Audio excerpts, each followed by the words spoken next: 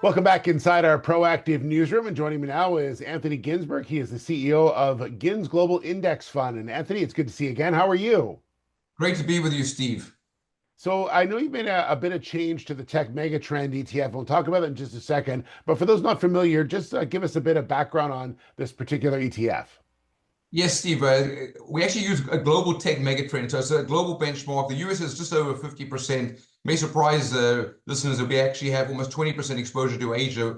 Japan's about 8%. China's just under 12. So it really is a global benchmark. And we're covering essentially 10 leading tech sub-themes. So everything from cybersecurity to cloud to quantum computing, which is one of our newer ones, and defense tech as well. Actually, it may surprise folks that the best performers year to date are areas such as blockchain, which as a component has actually done over 50%. Cybersecurity has been a very good performer, as has cloud. They're close to 25% gains in those spaces. And the other one that surprised many has been digital entertainment, the likes of Netflix and others. That's been approaching 30% gains year to date. For the last month, AI has reappeared, but it actually hasn't been our best performer this year.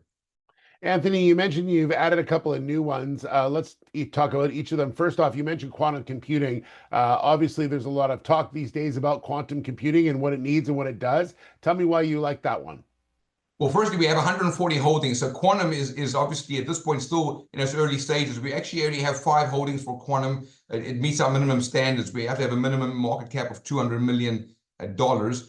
Quantum is really changing the way, the speed, both in financial services, in R&D, pharmaceuticals, across a number of sectors where they're starting to implement quantum technology to actually find faster, quicker, cheaper solutions. So it's a lot faster than regular supercomputers. It's something like 1,000 times faster. So we see it increasingly becoming more and more mainstream, not just in the US, and even the Chinese are using quantum. So I have to say, there's a crossover with the defense technology space, because a lot of the new robotics area in defense, when you look at drones, that usage, obviously, given what NATO's doing and the European countries having this minimum requirement of up to 5% of their GDP. Part of that, many don't realize, 1.5% of that 5 is actually in the tech cybersecurity spending space, whether it's the UK or other parts of Europe. So they've actually allocated a 1.5% for defense tech specifically, and that's very, very exciting. We see quite a significant gain in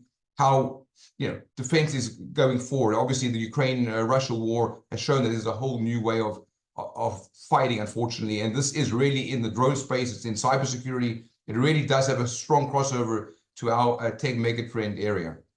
On that defense tech, is that mostly hardware? Is it a combination of hardware, software? Is it a mix of other things as well?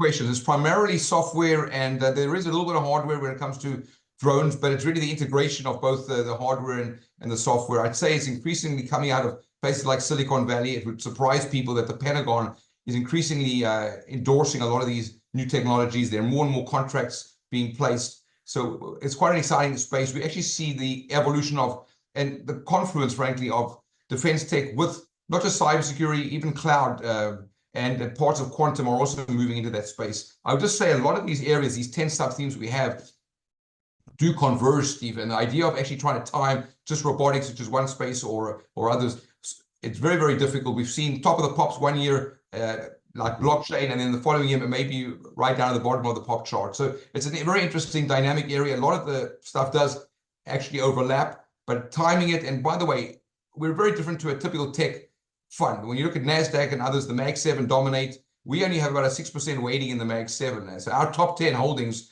are under 10.